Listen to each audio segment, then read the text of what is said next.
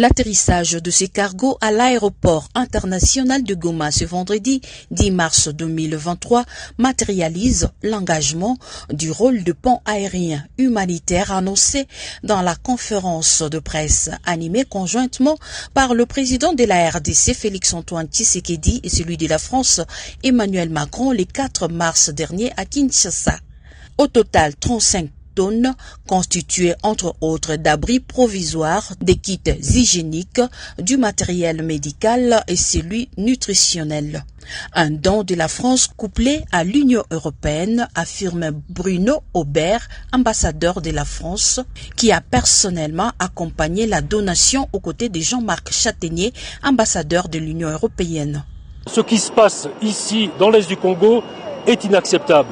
Ce qui se passe dans l'Est du Congo doit être sorti de l'oubli.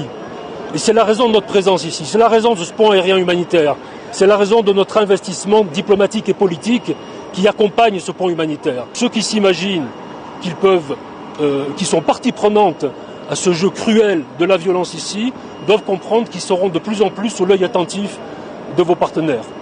Le lieutenant-général Constant Dumakumba, gouverneur de la province du Nord Kivu, a réceptionné cette aide humanitaire au nom du gouvernement congolais.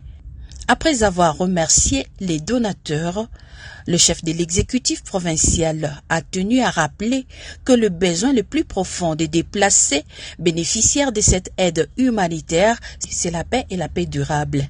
Le vœu de notre population est bien sûr de recevoir des aides humanitaires, mais leur souhait est de rentrer plus vite que possible dans leur milieu d'origine, parce que c'est une charge énorme aussi pour la communauté internationale que cette population aujourd'hui souhaite que la paix durable revienne pour qu'ils regagnent leur domicile. Cet avion, constitué de ces 35 tonnes, est une première rotation qui sera complétée dans les tout prochains jours.